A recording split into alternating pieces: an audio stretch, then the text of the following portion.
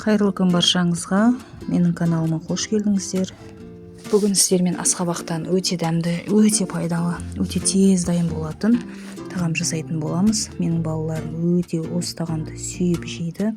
Сіздер де жасап көріңіздер.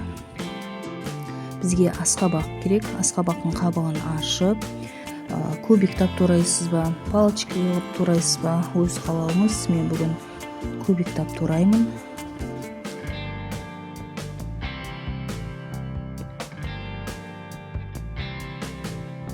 Болғаннан кейін енді мен бұл тағамды құйрық маймен пісіретін боламын. Құйрық майдың ешқандай зияны жоқ. Құйрық май болмаса сары маймен де пісіруге болады. Құйрық майды майда етіп кубиктап турап аламыз. Өзімізге қажеттісін, яғни қажет мөлшерде тура кубиктап турап аламыз. Асқабағымызға қарай құйрық майды қосамыз.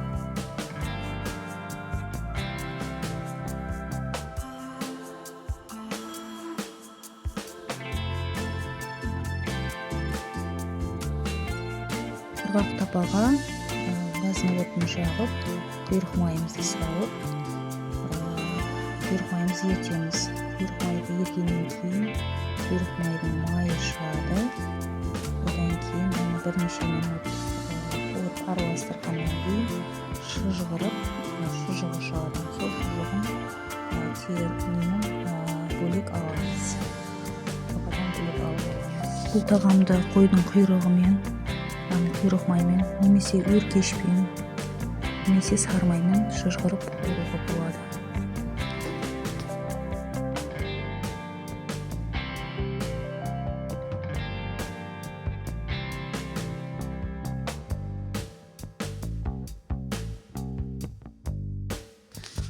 Дайын болған шыжығын алып, нанға қосып жеуге де болады. Жүрекке тимейді. Духовкаға да, мантаваркаға да асқабақты пісіруге болады. Пайдалы, өте пайдалы.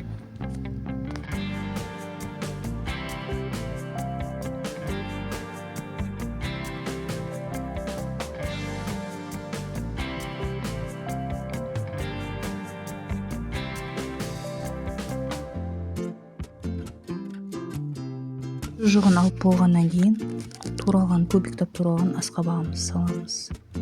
Шым-шым тұз салып қуырамыз. Қуырған кезде көп қуырмаймыз. Салғаннан кейін бір-екі рет араластырамыз. 5-10 минутта тез піседі. Ол асқабағыңызға қарай. Асқабағыңыз жұмсақ болса, 5-10 минутта тез піседі. Дәмі өте керемет болып шығады. Егер де асқабағыңыз дәмсіз болса, кішкене шым-шым қант қосуларыңызға да болады.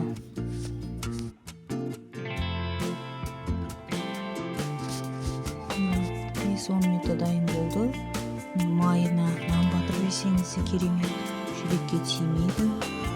Өте пайдалы, өте дәмді тағам. Жасап көріңіздер.